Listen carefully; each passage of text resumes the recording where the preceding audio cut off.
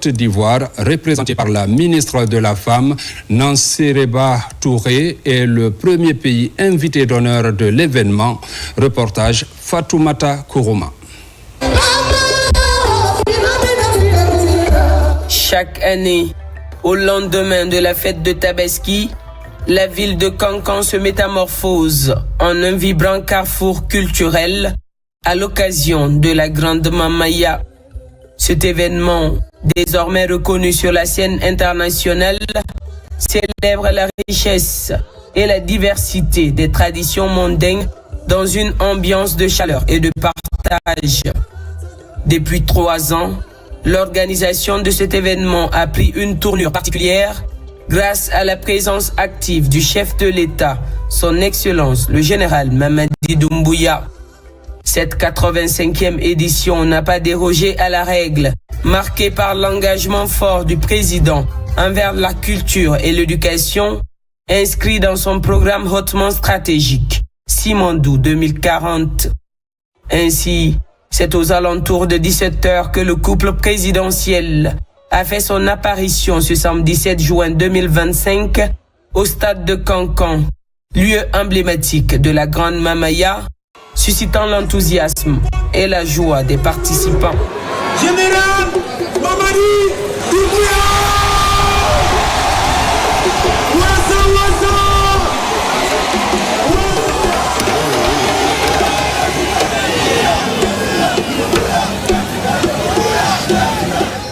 Au fil des ans, l'organisation et la structuration de la Grande Mamaya ont connu une amélioration exponentielle.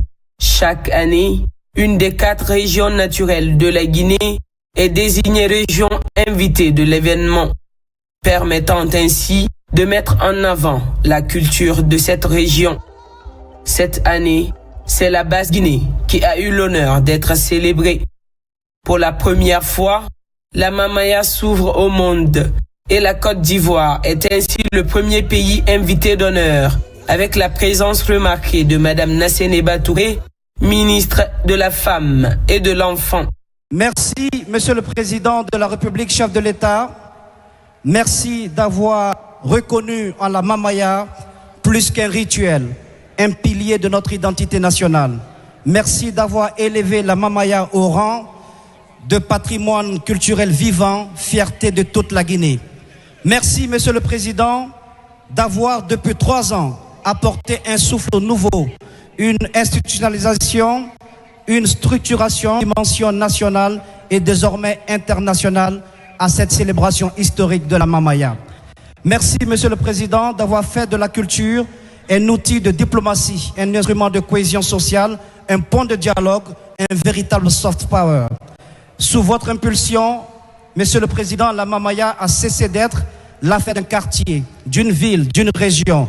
Elle est aujourd'hui le rendez-vous annuel de la Guinée plurielle, celle qui chante ses différences dans une même langue, la langue de l'harmonie.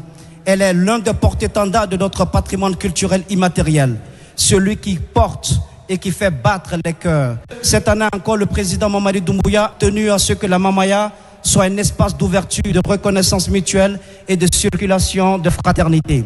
Après la Moyenne-Guinée, l'année dernière, c'est aujourd'hui la Basse-Côte qui est à l'honneur.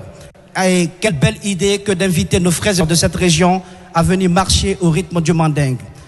Mais cette année, une nouvelle page s'ouvre, une page qui fera date. Pour la première fois de son histoire, la Mamaya s'ouvre au monde. Et c'est la Côte d'Ivoire, pays ami, frère et partenaire culturel d'envergure, qui est le premier pays invité d'honneur. C'est un symbole fort, un prolongement naturel d'une relation ancienne. Souvenons-nous que cette même Côte d'Ivoire a fait de la Guinée pays invité d'honneur lors du FEMUA. Aujourd'hui, nous rendons l'appareil.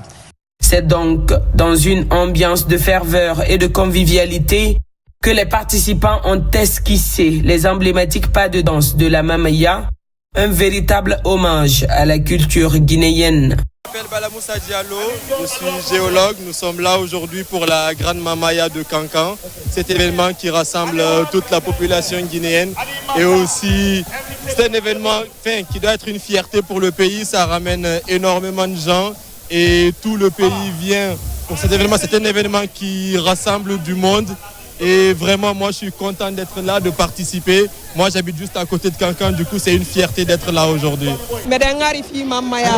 Donc, innugol mamaya na fi maninka bentu mamaya ko fu Guinéen ben fo ande maninka noga soso noga pullo noga gerze noga étranger ben kan noga donc welti ke han foti meden remercia landon général Mamadi Doumbouya alla jonnu mo duubi e kellal meden welti han foti mamaya damina la samena la Guinée kono mamaya damina la samena Kankan kono mamaya damina la samena selefula wo ka soro jama masiya malala ni jama tundite be momwanka ala di général Mamadi Doumbouya mamaya jama bi ali nyantala dunya li bor la bi kala Guinée magbe wasamba fon ko manika be la Guinée ka be mamaya kala la Guinée kala mamaya kala bi l'Asie fait le mamaya, l'Amérique fait le mamaya, la France fait le mamaya.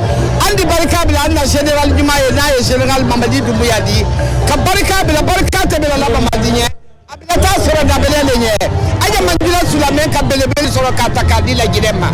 C'est une culture on bi ngana muinara donc olamba bonga patrimoine monga masura fera monga accompagner donc akiyama on m'appelle lancer les régions administratives bilim famma parce que ina muina ile bili inu kindiamato kanya solinana inara sendemato moriamato yankadi nana donc epide ngamato mo culture sans valeur mon mara gouvernement sototo na Qatari a investi au ma culture rafera on l'a maman par gouvernement réconforter mon accompagner. La grande mamaya va désormais au-delà d'un simple événement culturel annuel. C'est une célébration de l'identité guinéenne, un moment où les traditions prennent vie, où la musique et la danse racontent l'histoire d'un peuple fier de ses racines. C'est également une invitation à rêver d'un avenir où la destination Guinée est convoitée de tous grâce à la richesse de notre patrimoine culturel. Le mythique stade Mbaloumadi Diakité a encore vibré aux couleurs de la Mamaya ce dimanche 8 juin 2025. À l'occasion de la deuxième journée, cette 85e édition devenue un véritable carrefour de la culture guinéenne. En présence du président de la République, son Excellence le général Mamadi Doumbouya, et de la première dame Lauriane Doumbouya, la ville de Kankan a vécu un moment de communion nationale empreint d'émotion, de tradition et de fierté collective. Un moment très fort et marquant de l'événement a surpris plus d'un. Le président de la République danse avec son peuple. Il a quitté la tribune officielle pour rejoindre les danseurs pendant près de 10 minutes. Il a livré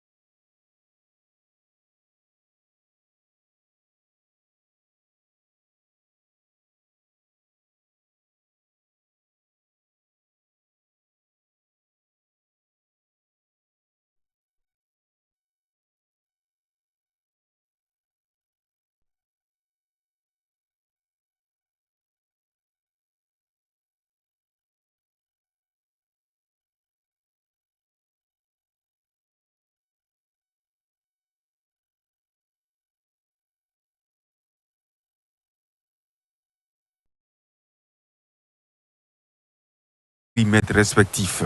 On a mis un dispositif en place à Kankan selon les différents carrefours accidentogènes de Kankan. Vous avez le carrefour de Serifula, où il y a une ambulance qui est médicalisée qui est là-bas. Vous avez le carrefour de Komarala Loisir, le carrefour du premier pont qu'on appelle Bordeaux, le carrefour de Misram qu'on appelle Marien Gouabi, le carrefour du Stade. Si l'aspect sécuritaire fait l'objet de l'attention du public, l'organisation sanitaire n'est pas du tout négligée. Tous ces dispositifs concourent à la réduction du nombre de cas d'accidents. Malheureusement, on a eu des accidentés lors de l'arrivée de nos concitoyens, mais dans tous les hôpitaux, que ce soit d'Abola, Kouroussa et dans tous les hôpitaux, il y a eu une prise en charge. Au stade Mbaloumadi Diakité, lieu de la Mamaya, la présence d'une clinique mobile pour une prise en charge sur place. Pour le ministère de la Santé, ce dispositif imposant ne laisse pas de place à l'improvisation sanitaire. Si vous prenez également l'enceinte même du stade Maloumari Diakité où se tient la Grande Mamaya, aujourd'hui c'est la deuxième journée. On n'a pas aussi enregistré des cas de blessés, des cas vraiment en tout cas qui peuvent entraver le côté sanitaire. À Kankan, tout comme les autres préfectures de la savane guinéenne, la gestion médicale de la fête est assurée par l'inspection régionale de la santé. Sur le terrain, plus de repos pour les équipes de Dr Kourouma pour renforcer l'offre de soins sur toutes les plateformes qui abritent des activités culturelles. Dans l'actualité encore, remise officielle des chèques du FODEL à travers l'ANAFIC aux autorités préfectorales de Boké et de Bofa. C'est dans le cadre du respect du contenu local avec les sociétés minières évoluant dans la région. Ces fonds alloués à ces deux préfectures vont permettre aux localités impactées par les activités minières de réaliser quelques infrastructures de développement en faveur des populations. Reportage Younoussa Tawel Kamara. À bord de cet avion, une forte délégation gouvernementale conduite par le ministre de l'Administration du Territoire et de la Décentralisation. C'est pour venir remettre des chèques du FODEL, Fonds de développement économique local, à travers l'ANAFIC aux autorités préfectorales de Boké et de Bofa, exercice 2021, 2022 et 2023. Cher président des délégations spéciales, je vous invite à faire de ce financement du FODEL un véritable levier de transformation de vos collectivités locales. Vos populations attendent des actions concrètes, des écoles bâties, des centres de santé équipés, des unités de transformation agro-industrielle, des pistes rurales aménagées, des marchés modernes construits, ainsi que des initiatives en faveur de la jeunesse et des femmes. L'utilisation judicieuse des fonds alloués au titre du FODEL doit permettre, entre autres, de minimiser les impacts sociaux et environnementaux de l'exploitation minière, de favoriser la promotion de la sous-traitance locale et de l'entrepreneuriat local, de favoriser la création et la structuration d'un tissu économique local, favoriser la création d'emplois pour les jeunes et les femmes. La remise de ce chèque a mobilisé les autorités régionales, préfectorales et communales de ces deux préfectures bénéficiaires, mais aussi quelques représentants des sociétés minières évoluant dans la région de Boké. L'ANAFIC, qui a eu le privilège de bénéficier de la confiance de son Excellence, Monsieur le Président de la République, le général d'armée Mamadi Doumbouya et de son Premier ministre, est consciente que le succès de ce fonds dépendra non seulement des ressources financières allouées, mais surtout de la manière dont celles-ci seront gérées et utilisées au profit exclusif des communautés impactées. C'est le lieu pour nous administrateurs territoriaux, censés être en contact avec les populations, de vous dire que nous saluons et apprécions hautement le courage des autorités au niveau central pour les réformes profondes engagées dans la gestion de ces fonds FODEL. Avant de quitter Boké, la délégation gouvernementale a visité le siège de l'Agence nationale de financement des collectivités en construction et les travaux de la route de la contournante qui avance à grands pas. À Macinta, la jeunesse affûte ses armes pour mieux affronter le marché de l'emploi, notamment dans le secteur minier.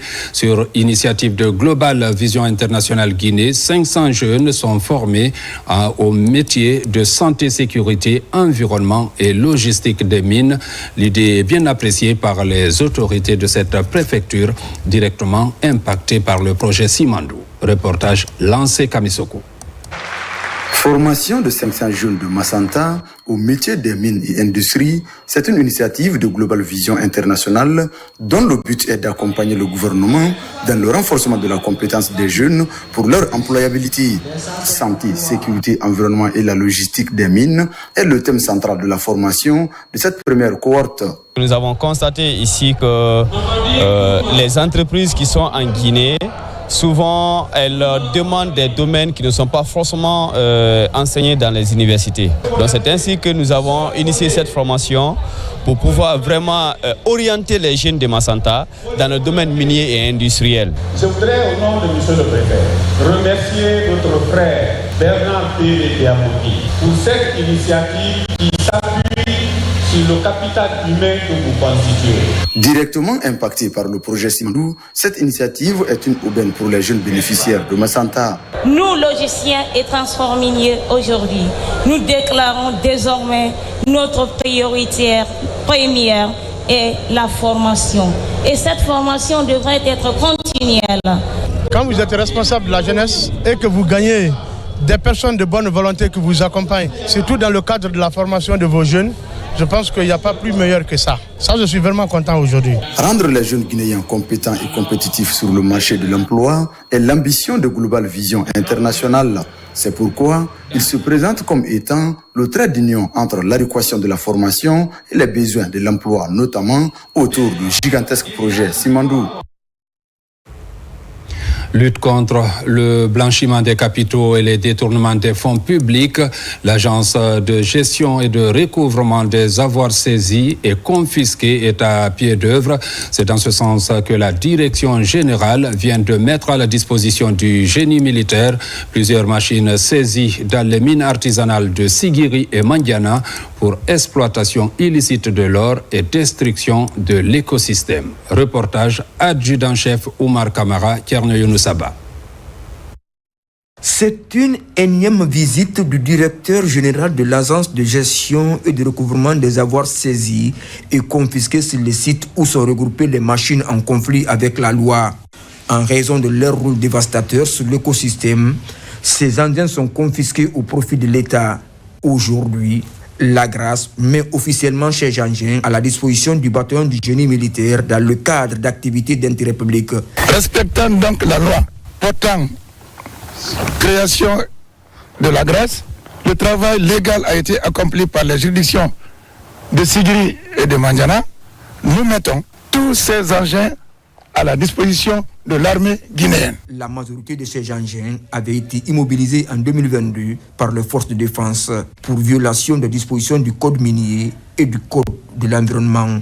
Leur réaffectation va considérablement renforcer les capacités opérationnelles de cette unité. La remise de ces engins est une autre preuve de dynamisme dans la concrétisation des idées de refondation prônées par le chef suprême des armées, le général Mamadi Doumbouya et la haute hiérarchie militaire.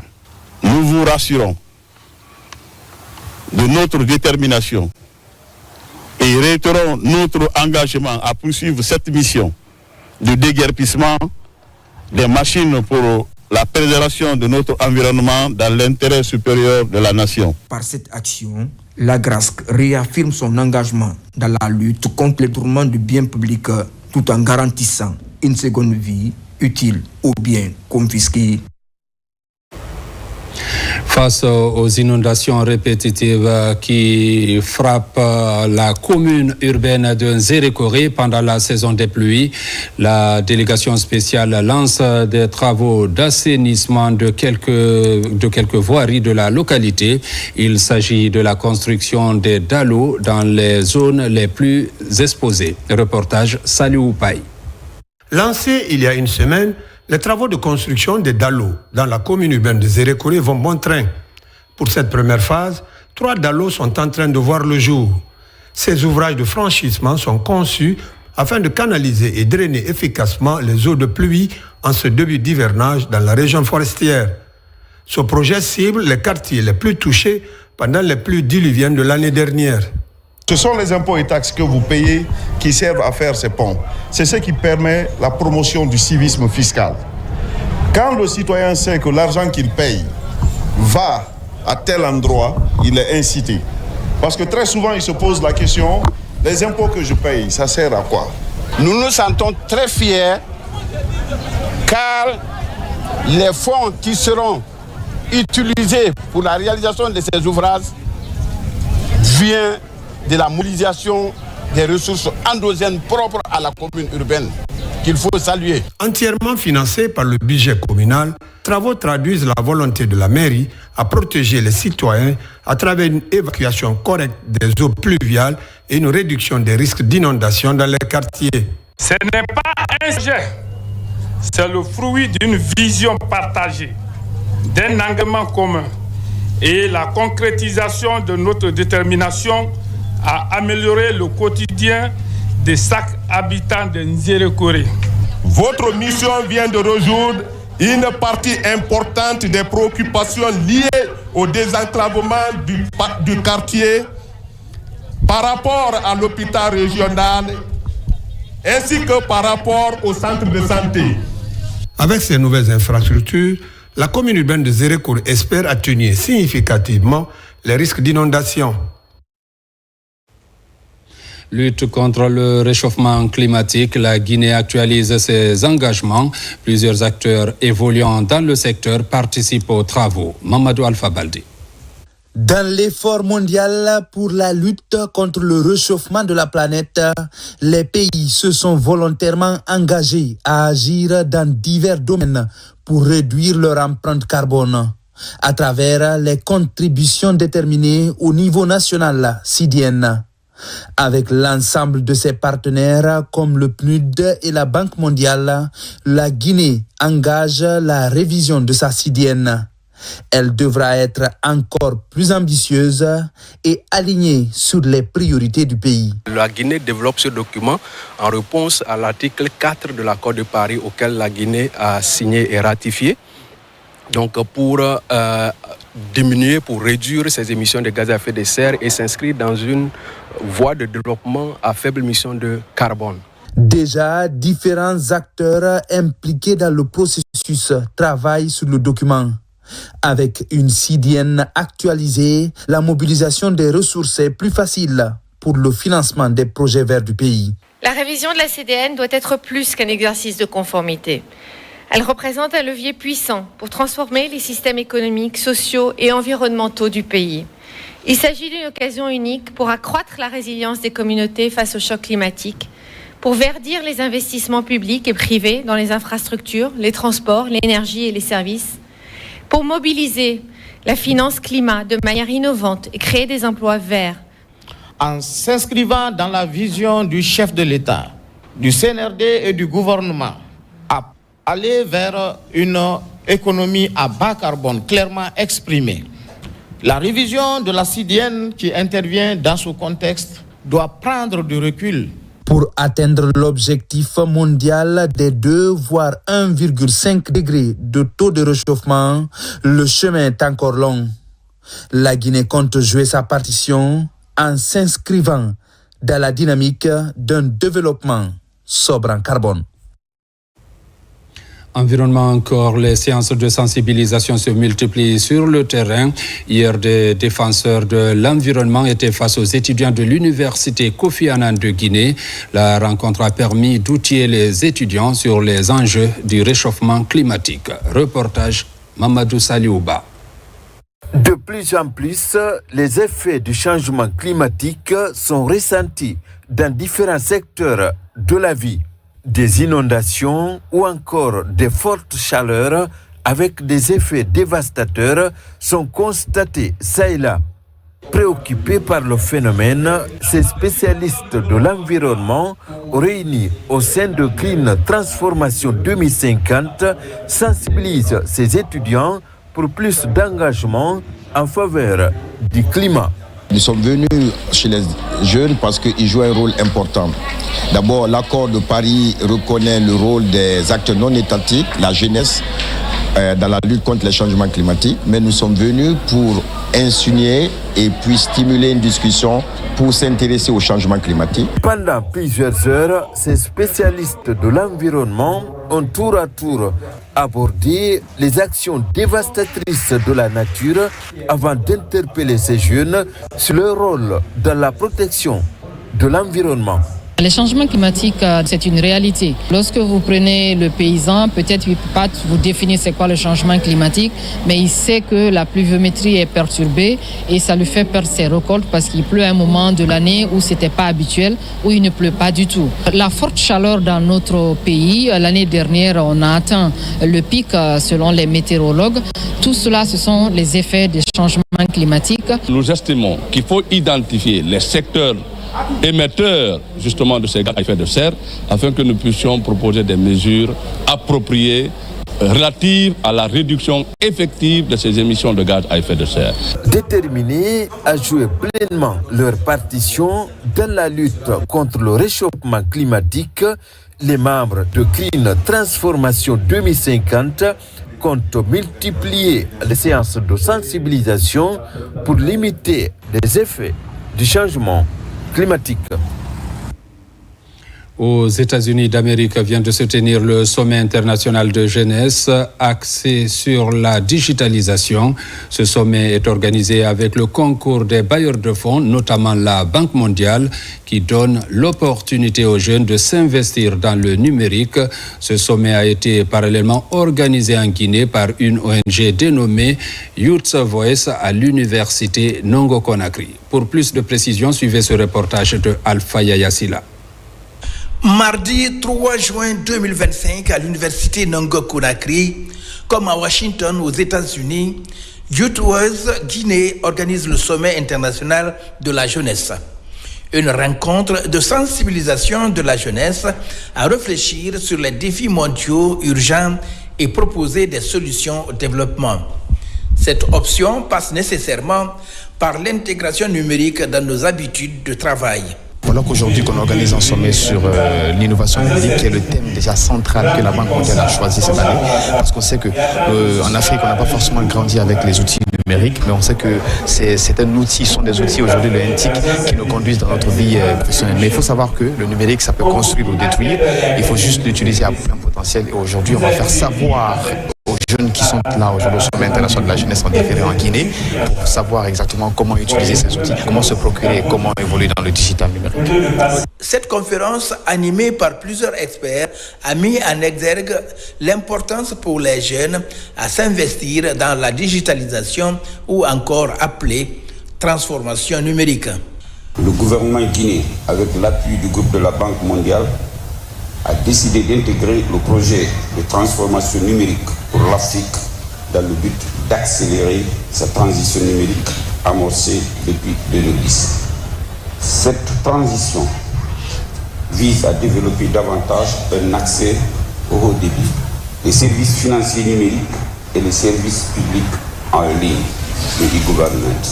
Les discussions de ce jour porteront sur des sujets cruciaux comme les données, l'agriculture et les monnaies numériques, des secteurs dans lesquels la jeunesse peut jouer un rôle déterminant. Les étudiants qui participent à cette conférence ont cherché à savoir comment s'offrir cette opportunité de création et de financement des projets de digitalisation. Cybersécurité, un défi à relever dans nos pays. La sensibilisation et le renforcement de capacités est une nécessité, n'est-ce pas, Mohamed Kamara? La cybercriminalité constitue une menace pour plusieurs entités sociales. Aujourd'hui, des ONG et autres fondations sont victimes des attaques. C'est dans cette optique SOS Village d'enfants, en partenariat avec l'Agence nationale de sécurité des systèmes d'information et la direction de la police judiciaire, renforce les capacités des responsables des ONG, associations de développement et les fondations à mieux comprendre les responsabilités en matière de cybersécurité. Les interventions claires, très détaillées et documentées aussi avec des arguments forts par les facilitateurs m'ont carrément édifié par rapport à la multiplicité des menaces auxquelles nous sommes tous exposés. Sensibiliser les ONG et associations sur la cybersécurité, c'est encore nouveau en Guinée. Et c'est un exercice qui a besoin d'être renforcé et surtout vulgarisé. Les enjeux de la cybersécurité, la protection des données des employés et les bénéficiaires sont quelques thématiques enseignées au cours de cette rencontre. C'est une démarche noble qui permet à la Guinée, qui permet non seulement aux ONG évoluant dans l'humanitaire, dans le social à la République de Guinée, d'être sécurisées. Parce qu'il faut rappeler que les ONG à but non lucratif doivent avoir une maturité numérique très solide parce qu'ils gèrent des données de personnes. Les données que nous collectons, qu'elles concernent nos bénéficiaires, nos partenaires, nos équipes, sont précieuses et hautement sensibles. Et en tant que dirigeants d'organisations non gouvernementales, nous avons la responsabilité d'instaurer une culture de la sécurité numérique. C'est la deuxième phase du projet dénommé Oronsi, qui est mise en œuvre à travers cette rencontre grâce à un soutien financier de NETOP. Intéressons-nous à présent au recensement initié par le gouvernement à Diassoudou dans la préfecture de Beila. Les initiatives se multiplient pour la réussite des opérations. L'association des fils ressortissants de la localité sensibilise les citoyens à se faire enrôler. Plusieurs lieux publics ont servi de cadre pour vulgariser les avantages du recensement. Reportage Aboubakar Diaby, Souleymane Kondé. Nous sommes dans la sous-préfecture de Diassoudou, préfecture de Beila, à travers l'implication de l'association Adisodia des fils ressortissants et amis de cette localité. Les initiatives citoyennes se concrétisent peu à peu dans le cadre de la sensibilisation des citoyens en vue de se faire recenser. Cette vaste campagne de sensibilisation enclenchée dans tous les districts de Diassoudou par ses fils et filles sur les enjeux du recensement biométrique en est une illustration. Contente pour la réussite de notre sacrifice. Toutes les prières et les bénédictions qui ont été effectuées au nom du village, au nom des 42 districts de Diassoudou. Ce qui concerne les recensements, on doit sensibiliser nos parents, nos enfants, ils n'ont qu'à se faire recenser. En plus de cette campagne de sensibilisation sur les avantages liés à l'enrôlement biométrique, une série de lectures du Saint-Coran pour la paix et la quiétude sociale est également organisée par l'association Adisodia des fils ressortissants et amis de Diassoudou. Le recensement qui donne les documents administratifs, c'est le recensement qui montre à l'administration comment aider notre sous-préfecture. Aujourd'hui, par exemple, nous avons besoin de routes. Nous avons 30 km entre Senko et Diassoudou qui sont impraticables.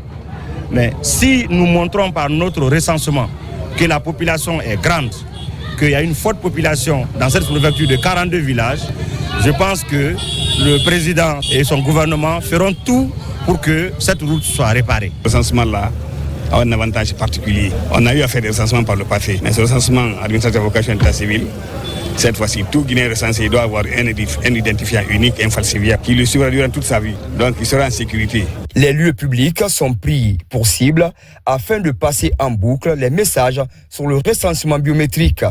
Une manière d'encourager la bonne gestion de l'état civil des Guinéens. À Mamon, la Chambre régionale de commerce, industrie et PME est sur pied depuis quelques jours pour sensibiliser les opérateurs économiques, commerçants et étalagistes. Ils sillonnent les différents marchés pour expliquer les avantages du recensement. Reportage Mamadou Patebalde. C'est une mission conjointe service déconcentré du ministère de l'Industrie et des PME et de la Chambre de commerce, industrie et artisanat de Mamou qui sillonnent les différents marchés. Objectif, informer et sensibiliser les opérateurs économiques, commerçants et étalagistes sur l'importance du recensement. Tout le monde doit se recenser. On ne se recense pas pour un président, on ne se recense pas pour un parti politique, on se recense pour soi-même. C'est un droit civique. Donc on est là maintenant pour sensibiliser les gens d'aller vers la commune, vers les autorités pour se recenser. Au marché central, l'opération a touché plusieurs commerçants et étalagistes, comme ici, au marché de la friperie. Oui, depuis très fort longtemps, et nous on s'est fait recenser, et aussi dans les quartiers voisins Et nos collègues qui sont à la friperie, on a sensibilisé tout le monde. Presque, tu ne verras pas une personne aujourd'hui au sein des vendeurs de friperies qui ne sont pas fait recenser. Après entretien, après visite sur le terrain, nous avons remarqué que beaucoup se sont fait recenser. Mais par endroits aussi, nous avons remarqué que d'autres ne se sont pas fait recenser parce qu'ils se plaignent de manque des extraits de naissance. Déjà, face à ces différentes difficultés dans le souci de permettre aux commerçants et opérateurs économiques de Moimou de se faire enrôler, l'inspection régionale du commerce, l'industrie et PME sollicite que les citoyens entrent en possession de leur extrait de naissance pour se faire recenser. Dans la région de Farana, des initiatives se multiplient aussi pour la réussite du PNR avec des séances de sensibilisation pilotées par des fils du terroir. Partout, Invite a été lancé pour un enrôlement massif des citoyens. Reportage Ibrahima Oulem Fofana. Après le prolongement pour 20 jours du recensement biométrique par le gouvernement, les initiatives se multiplient pour la mobilisation sociale en faveur de l'opération. C'est le cas à Farana où ce fils du terroir, Bintoumari Oulari, qui s'engage dans la motivation de sa communauté à se faire enrôler. Au centre d'écoute, de conseil et d'orientation des jeunes Sécouj, le directeur général adjoint de la société UAE Mining Company livre les messages de sensibilisation sur le bien fondé du recensement. Je suis venu pour la fête, je suis venu pour les accompagner, pour le recensement. S'ils se mobilisent comme ça pour m'accueillir, je suis très content, mais surtout le nombre de recensés pour la commune urbaine aujourd'hui à 68 400. Et alors que l'objectif du président de la délégation spéciale, il veut que ce soit au moins 80 000. Donc dans ça a été clair. Et il me dit, viens à Farana, mobiliser nos parents pour qu'on ait au moins plus de 200 000 recensés dans toute la préfecture de Farana. Ce fils du terroir a aussi été reçu au vestibule, siège de l'autorité morale de la ville. Ce fut également une opportunité pour sensibiliser les Faranaka pour le recensement. Très content aujourd'hui qu'un fils du terroir soit reçu par toute la jeunesse de Farana dans un mouvement d'ensemble extraordinaire. Voir cette jeunesse aujourd'hui dans l'unisson, dans la concorde, dans un mouvement indescriptible, ça donne l'espoir aux sages quant à un avenir radieux de Farana. C'est dans ce sens-là que j'ai prodigué des conseils aux enfants pour leur dire que l'espoir est désormais permis pour Farana. À l'issue de ces séances, les participants se sont engagés à pleinement marquer leur participation à cette opération qui vise à doter chaque Guinéen d'un numéro personnel d'identification NPI pour aboutir à la mise en place d'un fichier biométrique fiable. Il faut également que c'est devenu une pratique courante pour les fils ressortissants et résidents de Koya d'accompagner les initiatives du gouvernement. Ces acteurs s'impliquent dans le processus de recensement biométrique à travers une vaste campagne de sensibilisation sur l'obtention des documents exigés pour le recensement. Reportage à Koya, Diene Yansani. La réussite du programme national de recensement administratif à vocation d'état civil PNRAVEC reste une ambition partagée par bon nombre de citoyens. Cette politique entretenue par le gouvernement guinéen fait du chemin dans la préfecture de Koya. Les fils ressortissants et résidents de cette localité, située à proximité de la capitale Conakry, continuent de mutualiser les efforts pour rendre efficace ce programme à Koya.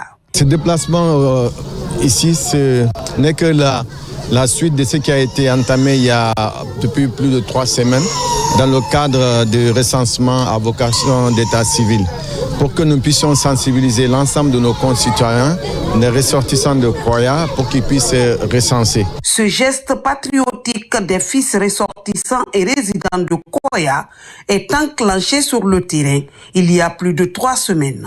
Il s'articule essentiellement sur l'explication des mécanismes d'obtention des documents exigés pour le recensement. Le recensement à Koya, la mobilisation est là.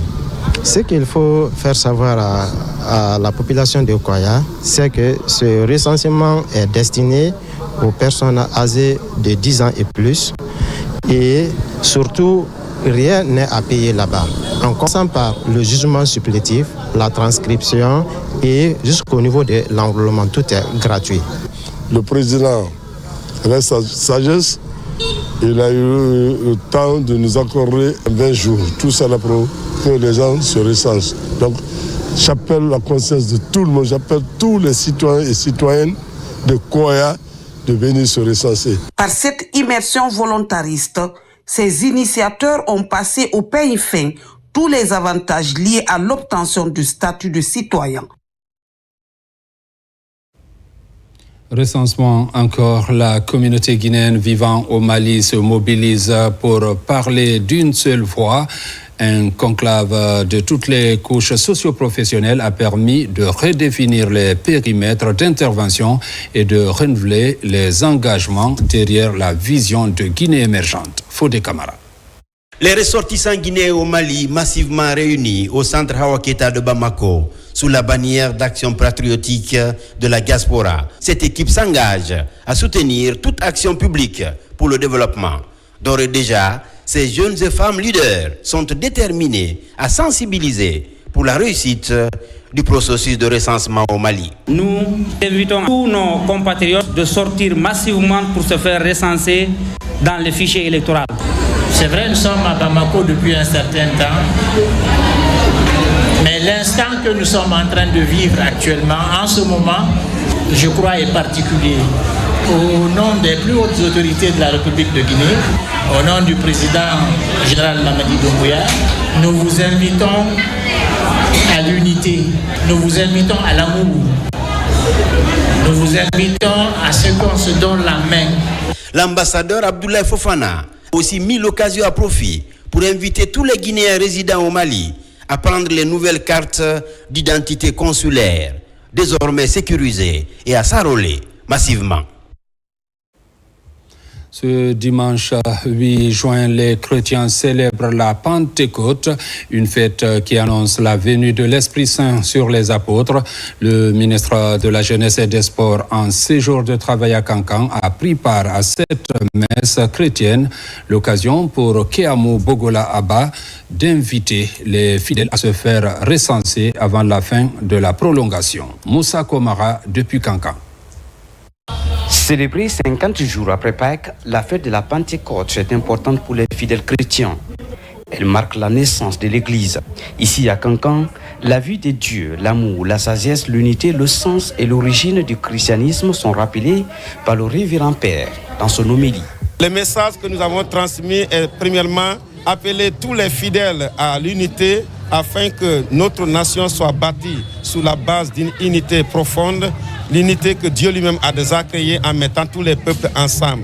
Nous avons aussi encouragé dans les communications le peuple à ce qu'à l'heure actuelle où les gens sont en train de faire les recensements, de s'identifier également à cela.